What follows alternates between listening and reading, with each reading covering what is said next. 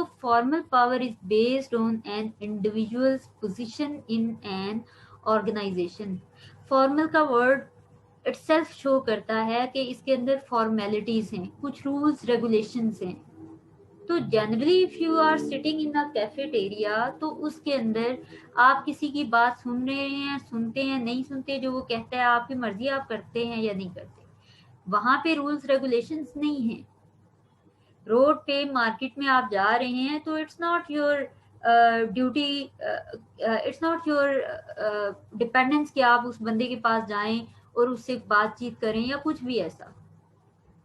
या एक टीचर जो आपका पुराने सेमेस्टर में आपको पढ़ाता रहा, अब आपकी चॉइस है आप उसकी बात माने ना माने। तो ये वो चीज नहीं है। फॉर्मल पावर क्या है? Individual position in an organisation. एक सेटअप के अंदर, एक ऑर्गेनाइजेशन के अंदर एक इंडिविजुअल की पोजीशन की वजह से उसके पास जो राइट्स हैं to influence the behaviour of subordinates, वो है फॉर्मल पावर। जैसे जो परफॉर्मेंस इवेलुएशन करते हैं, उस टीम का, फॉर्मल इवेलुएशन टीम का जो हिस्सा है, they can influence the performance of an individual. इसी तरह से वो इंडिविजुअल्स या वो सीनियर्स जिन्होंने रिसोर्सेज एलोकेट करने हैं एम्प्लॉयज को टास्क परफॉर्म करने के लिए, अब रिसोर्सेज एलोकेशन की जिम्मेदारी ऑर्गेनाइजेशन ने उनको सौंपी हुई है, तो उनकी पोजीशन की वजह से उनके पास जो पावर है कि किसी को कम ज्यादा रिसोर्सेज वो असाइन कर सकते हैं, that is there formal power. DG साहब जो बात कहेंगे विद इन दी बिम्स, वो जो बात कहने की अथॉरिटी रखते हैं, दैट इज फॉर्मल पावर। तो वी कैन से जो अथॉरिटी है उसी को हम फॉर्मल पावर कहते हैं, कि एक बंदा अगर किसी स्पेसिफिक पोजीशन पे बैठा है तो वो जो भी आपसे जैसा भी काम करवाना चाहे आप उसको मना नहीं कर सकते हैं। जो भी ड्यूटीज वो आपको असाइन करेगा वो आपको करना पड़ेगी। नहीं करेंगे तो it will be considered as disobedience, और उसकी बेस पे फिर आपको पेनल्टीज और पनिशमेंट्स जो है वो बियर करना पड़ेगी। मैनेजर है आपका, तो मैनेजर होने की वजह से जो उसके पास पावर्स हैं वो फॉर्मल पावर है। डीजी के पास जो पावर्स डीजी होने की वजह से हैं वो फॉर्मल पावर्स हैं। एक टीचर के पास टीचर होने की जो पावर्स हैं या जो उसके पास एक वो राइट्स हैं कि किसी भी स्टूडेंट के ग्रेड को वो इन्फ्लुएंस कर सकता है, वो उसकी फॉर्मल पावर है बीइंग अ टीचर। जो इंडिविजुअल टीचर नहीं है वो क्यों किसी के ग्रेड्स को इन्फ्लुएंस कर सकते हैं? ऑर्गेनाइजेशन ने उसको इस काम के लिए रखा ही नहीं है। तो एक इंडिविजुअल की जो रिस्पॉन्सिबिलिटीज हैं, उन रिस्पॉन्सिबिलिटीज को परफॉर्म करने के लिए the person has the ability to influence the behaviour of other employees, तो वो एक फॉर्मल पावर है। एचआर है, वो आपको कोई नोटिस दे सकता है कि आप क्लास में लेट आए, आपने परफॉर्म अच्छा नहीं किया, नेक्स्ट टाइम अगर आपकी ऐसे ही बिलो एवरेज या पुअर परफॉर्मेंस रही तो you will be kicked out of the organisation. ये फॉर्मल पावर है। एचआर के अलावा जो आपका फाइनेंस डिपार्टमेंट है, वो अगर आपको कोई ऐसा नोटिस भेजे तो आप उसको टोटली इग्नोर कर सकते हैं, क्योंकि ये उनकी जॉब नहीं है, ये उनकी ड्यूटी नहीं है, उनकी वो फॉर्मल पावर नहीं है। They are not authorised for this kind of action. वो ऐसा नहीं कर सकते, वार्निंग लेटर वो आपको नहीं दे सकते।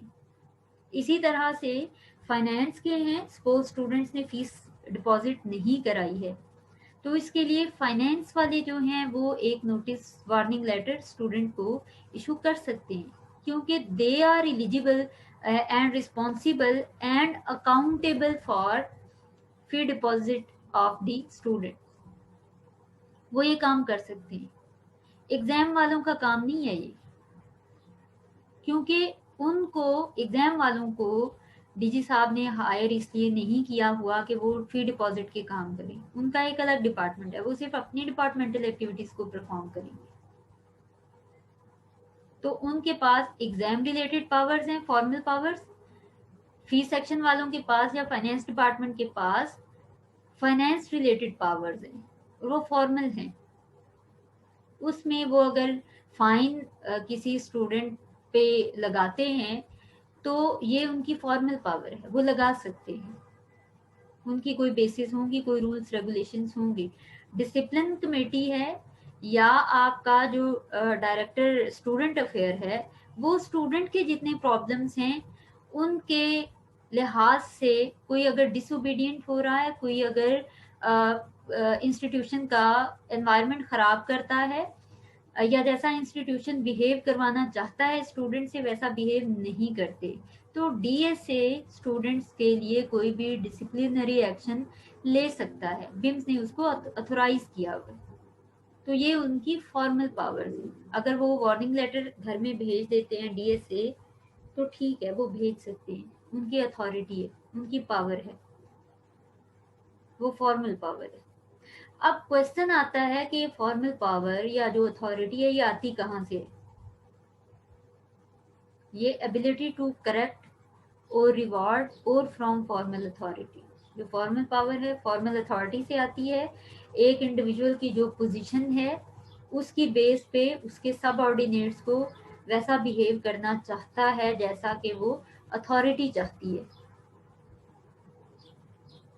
अगर सुपरवाइजर कहता है कि मुझे 50% से ज़्यादा परफॉर्मेंस चाहिए, तो you have to give more than 50% of your performance,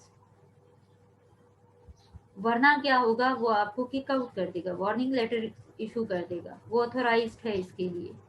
फिर परफॉर्मेंस की बेस पे वो आपको बताता है, if you will be a good performer, if you will perform extra ordinary, तो उसके लिए I will give you reward, performance based reward आपको मिलेगा।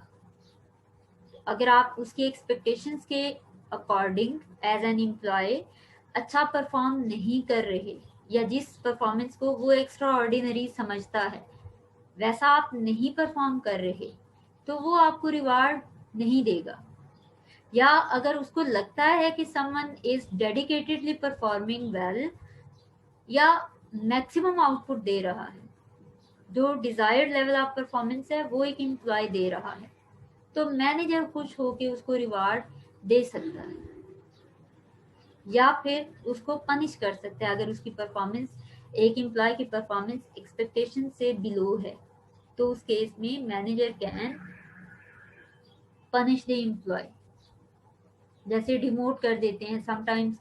उनको लगता है कि नहीं, यहाँ पे इस सेटअप में जो है या ये जो हायर लेवल की रिस्पॉन्सिबिलिटीज हैं, the person is not eligible to perform this set of duties, तो इसको इससे लोअर लेवल की जॉब पे ले जाना चाहिए, वो आपको डीमोट कर देंगे।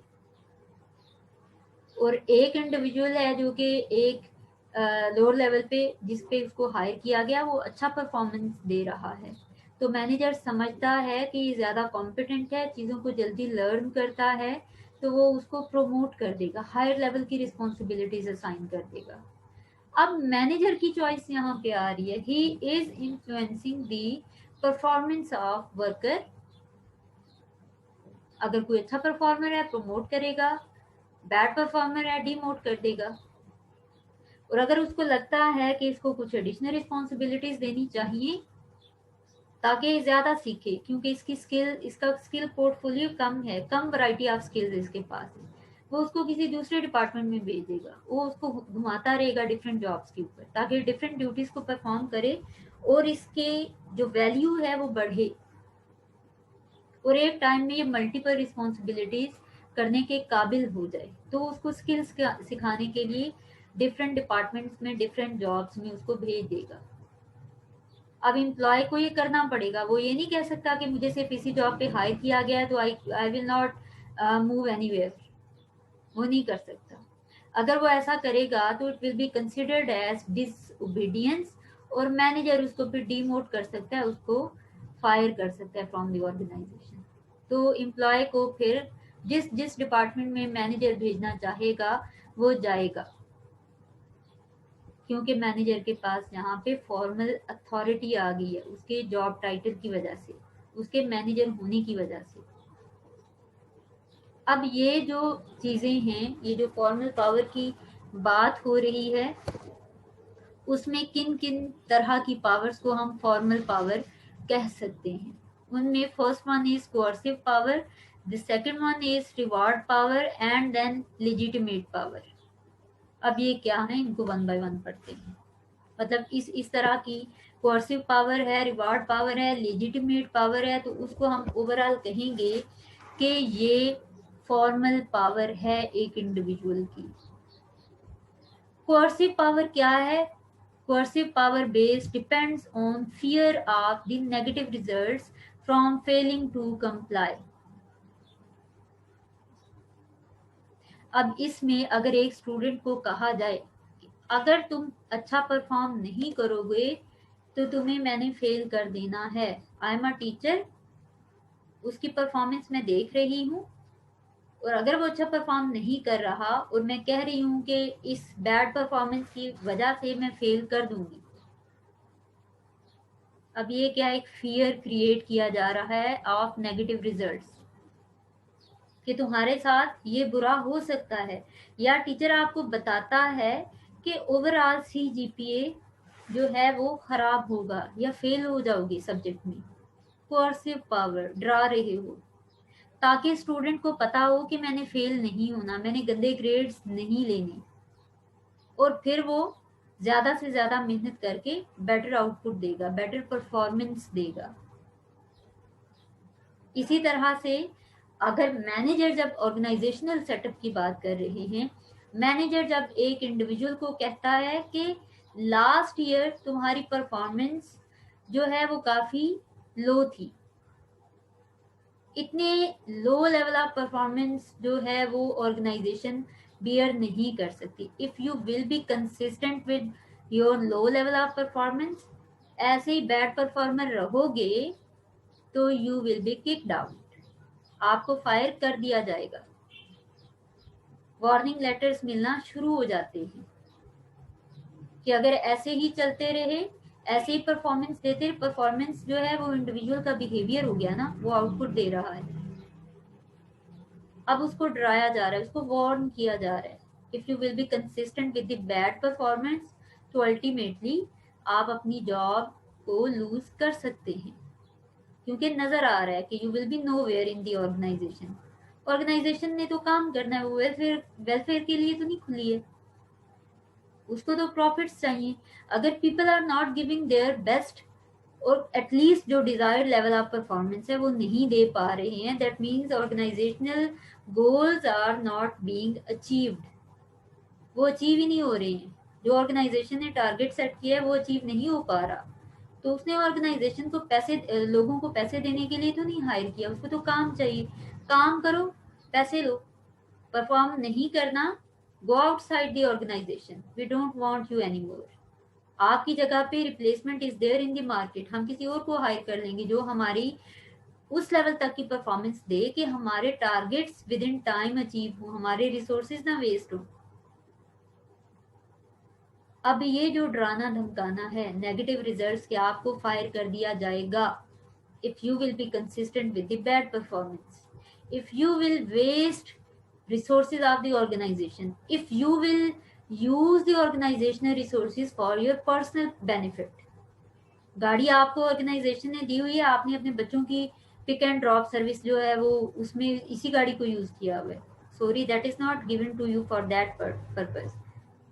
जो आपके फैमिली के हैं, ठीक है, अगर उनको भी फैसिलिटेट किया गया है, डिफेंस के ऑर्गेनाइजेशन ने उस गाड़ी को कहाँ कहाँ किन किन कामों में यूज करना अलाउ कर रखा है, ठीक है, उसके मुताबिक आप पिक एंड ड्रॉप सर्विस बच्चों के लिए दे सकते हैं।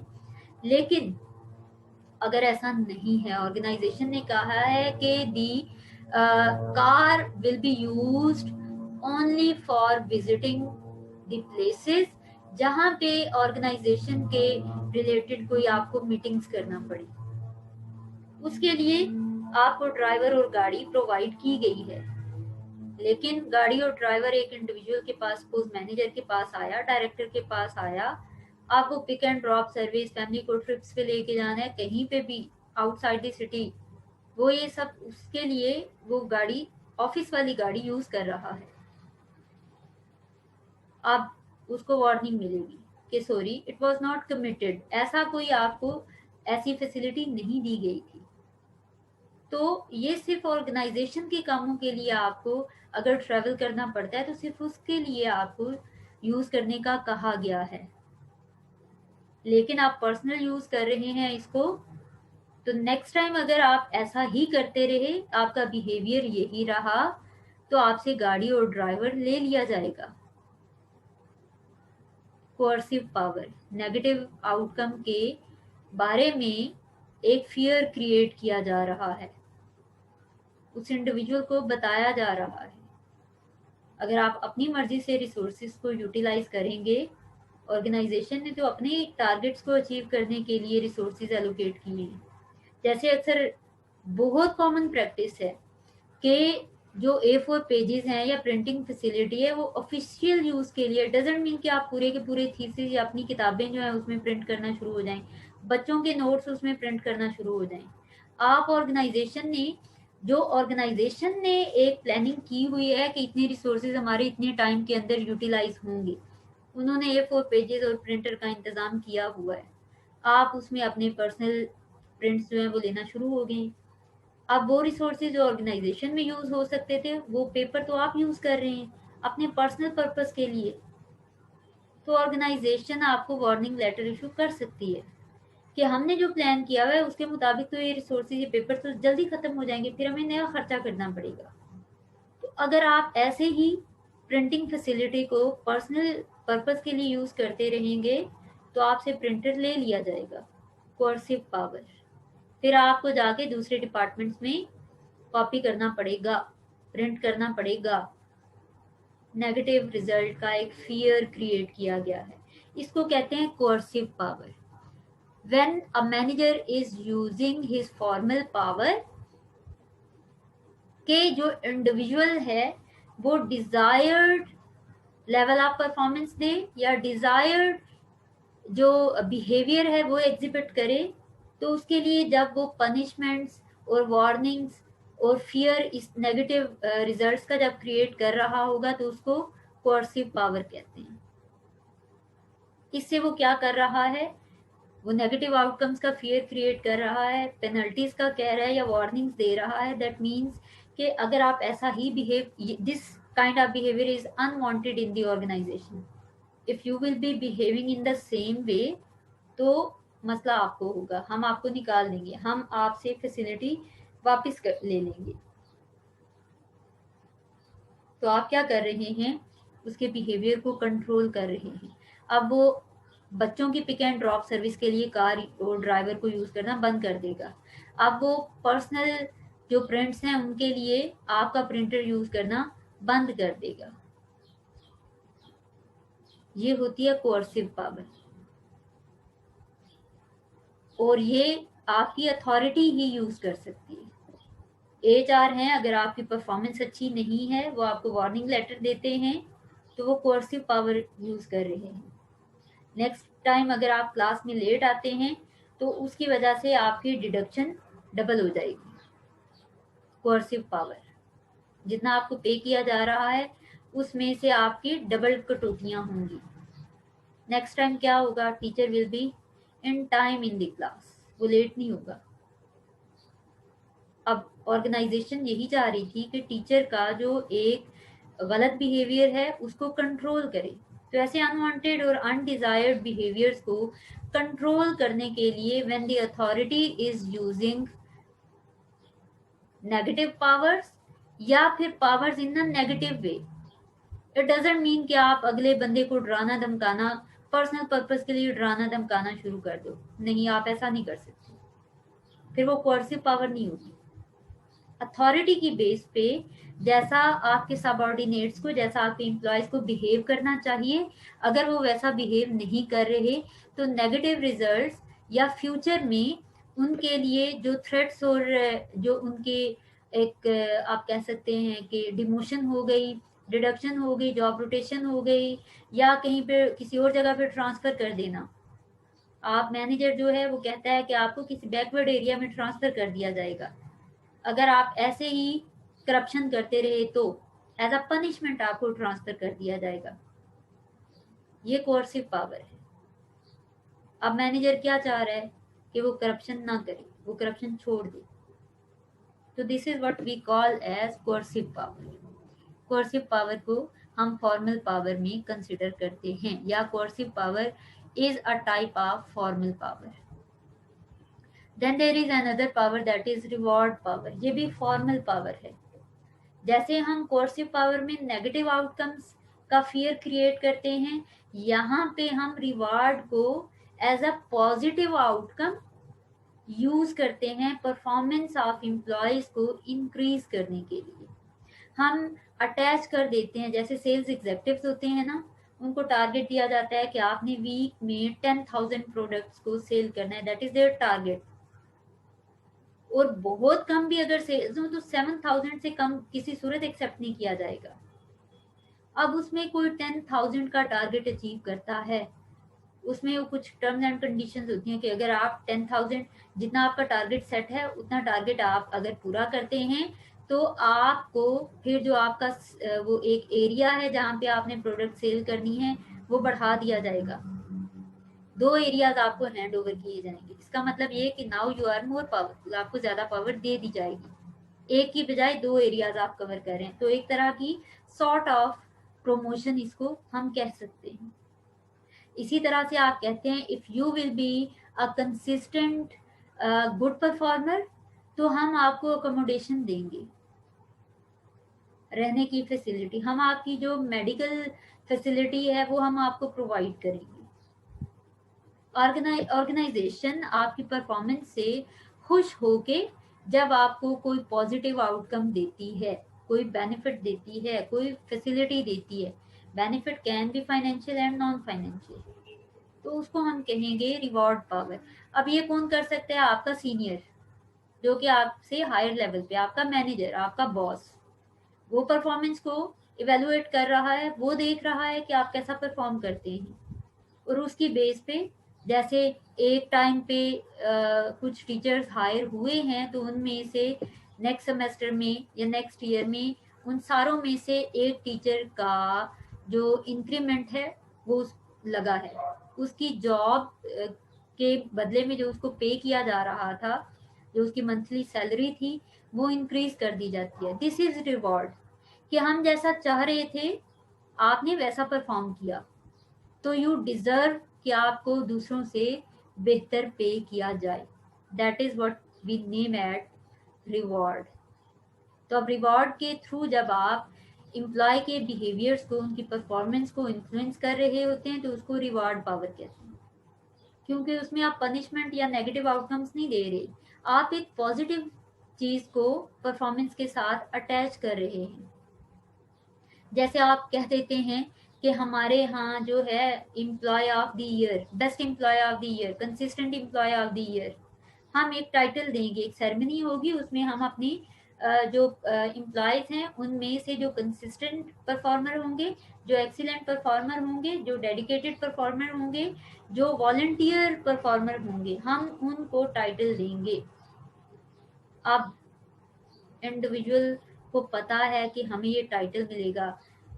आपकी ऑर्गेनाइजेशन में 70-75 लोग हैं, उनमें से एक इंडिविजुअल को बुला के बताया जाता है कि दिस इज द पर्सन जिसने के पूरे साल में सबसे ज्यादा अच्छा परफॉर्मेंस दिया। जैसे गोल्ड मेडलिस्ट होते हैं कि अगर आप 4/4 CGPA लेते हैं या जितने भी स्टूडेंट्स हैं उनमें से सबसे अच्छे ग्रेड जिसके होंगे उसको गोल्ड मेडल मिलेगा, और पूरी यूनिवर्सिटी के सामने उसको स्टेज पे बुला के बड़े ऑनर के साथ गोल्ड मेडल दिया जाता है। तो एक बड़ा वो मोमेंट ऑफ प्राइड होता है, जिसको यह भी रिवॉर्ड पावर है कि आपको गोल्ड मेडल मिलेगा अगर आप सबसे अच्छा परफॉर्म करेंगे। तो जो पढ़ना चाहते हैं, जो कि हाईलाइट होना चाहते हैं, या जिनको अच्छा लगता है कि, या जो चाहते हैं कि वो गोल्ड मेडल लें, फिर वो मेहनत करना शुरू हो जाएंगे और वो एक एक नंबर के लिए सख्त तरीन मेहनत करेंगे ताकि वो गोल्ड मेडलिस्ट बने। ये हो गई रिवार्ड पावर। अब रिवार्ड फाइनेंशियल और नॉन फाइनेंशियल दोनों तरह के हो सकते हैं। जब आप पे बढ़ा रहे होते हैं, जब आप बोनसेस दे रहे होते हैं, जब आप कमीशन दे रहे होते हैं, जब आपका कैश इन्वॉल्व होता है, कैश फॉर्म में या फाइनेंशियल फॉर्म में, जब भी कोई रिवार्ड आप अटैच करते हैं किसी की परफॉर्मेंस के साथ ताकि वो अच्छा परफॉर्मेंस दे, तो उसको फाइनेंशियल रिवॉर्ड पावर कहा जाएगा। लेकिन हम मोटिवेशन में ऑलरेडी पढ़ चुके हैं कि सारे लोगों को फाइनेंशियल रिवार्ड से मोटिवेशन नहीं मिलती है। उनको बस सारे लोगों के सामने बुलवा के एक सर्टिफिकेट दे दो, best employee of the year, पैसा मत दो उनको। They will be motivated and will feel के वो सबसे ज्यादा अच्छा परफॉर्म करते हैं। नेक्स्ट टाइम वो और ज्यादा अच्छा परफॉर्म करेंगे। They will be more motivated to perform well. अब नॉन फाइनेंशियल रिवार्ड्स में आप उनको इस तरह के टाइटल्स दे दें, प्रमोशन दे दें, या अगर वो चैलेंजिंग टास्क करना चाहते हैं उनको वो दे दें, या कोई भी ऐसा काम, उनको फ्रेंडली कोलीग्स आप दे दें, उनको बड़ा ऑफिस दे दें, या उनकी जैसे मैंने कहा कि सेल्स टेरिटरीज हैं, एक रीजन में पहले सेल्स कर रहे हैं, टारगेट वो अच्छे से अचीव कर लेते हैं टाइमली हर दफ़ा, तो आप उनको एक के साथ जो दूसरा रीजन है या एरिया है सेल्स के लिए वो भी दे दो, वो 2 एरिया में सेल्स करना शुरू हो जाएगा। तो ये एक सेंस ऑफ प्राइड होती है कि मैं 2 एरिया को कवर करता हूँ। इतने टाइम के अंदर आई वॉज मच एबल कि ऑर्गेनाइजेशन ने मुझे एक की बजाय 2 एरियाज हैंड ओवर कर दिए। ये रिवार्ड पावर है और ये नॉन फाइनेंशियल रिवॉर्ड पावर आ जाएगी। Then there is legitimate power, जो थर्ड टाइप है ऑफ फॉर्मल पावर। अब ये जो रिवार्ड देना है ये भी अथॉरिटी कर सकती है। जिसके पास अथॉरिटी नहीं है, आपका मैनेजर है, वो कर सकता है, आपका कोलीग ये काम नहीं कर सकता क्योंकि वो इसके लिए रिस्पॉन्सिबल नहीं है। ऑर्गेनाइजेशन ने उसका जिम्मा नहीं लगाया हुआ कि एम्प्लॉयज की परफॉर्मेंस के साथ कोई रिवार्ड अटैच करे ताकि वो ज़्यादा अच्छा परफॉर्म करे, या वो उनको ऑर्गेनाइजेशन के बिहाफ पे फाइनेंशियल या नॉन फाइनेंशियल रिवार्ड दे। वो आपका कोलीग नहीं कर सकता, वो आपका बॉस करेगा क्योंकि ऑर्गेनाइजेशन ने उसको अथॉरिटी दे रखी है। तो इस वजह से फॉर्मल पावर है जो कि पोजीशन की बेस पे किसी इंडिविजुअल के पास होती है। Then there is third type, that is legitimate power, organizational policies and rule। अब ये क्या है? ऑर्गेनाइजेशन की फॉर्मल अथॉरिटी में जब एक इंडिविजुअल ऑर्गेनाइजेशन के रिसोर्सेज की बेस पे कोई स्ट्रक्चर बनाता है, रूल्स रेगुलेशन सेट करता है। डीजी साहब बताते हैं कि टीचर क्या कुछ कर सकता है या क्या कुछ उनको करना चाहिए। चाहिए का वर्ड अगर मैं यूज करूं that will be more appropriate. Legitimate power, DG is the authority who can decide कि किस इंडिविजुअल के साथ क्या करना है, उसकी परफॉर्मेंस कैसे इंक्रीज करनी है, या कोई डिपार्टमेंट है उसके लिए क्या रूल होना चाहिए, स्टूडेंट्स के लिए कौन से रूल्स रेगुलेशंस होनी चाहिए। He is defining the policies and rule on the behalf of the organisation. अब वो जो भी कहेंगे सारों को वो फॉलो करना पड़ेगा, वो रूल है। उन्होंने रूल बनाया कि अगर टीचर्स क्लास में लेट आ रहे हैं उनकी पे में से डिडक्शन करना शुरू करो ताकि वो टाइम पे जाएं और स्टूडेंट को ज्यादा नॉलेज डिलीवर कर पाए। ये रूल है, ये सारों के लिए इक्वली इम्प्लीमेंटेबल है। अब ये जो अथॉरिटी डीजी के पास है ये लेजिटिमेट पावर है। इसी तरह से परफॉर्मेंस मैनेजमेंट के जो लोग हैं वो परफॉर्मेंस को इन्फ्लुएंस करने के लिए जो रूल्स रेगुलेशंस बनाते हैं, एग्जाम सेक्शन है वो जो रूल्स रेगुलेशन, डायरेक्टर एग्जाम जो रूल्स रेगुलेशन बनाएंगे सारे टीचर्स को फॉलो करना पड़ेंगे। अब ये डायरेक्टर एग्जाम की लेजिटिमेट पावर है। टीचर जो बताता है कि हर बच्चा क्लास में आएगा अटेंटिवली, वो पढ़ेगा जो उसने क्लास के रूल्स रेगुलेशंस बनाए होते हैं ताकि स्टूडेंट वैसा बिहेव करे जैसा टीचर चाहता है।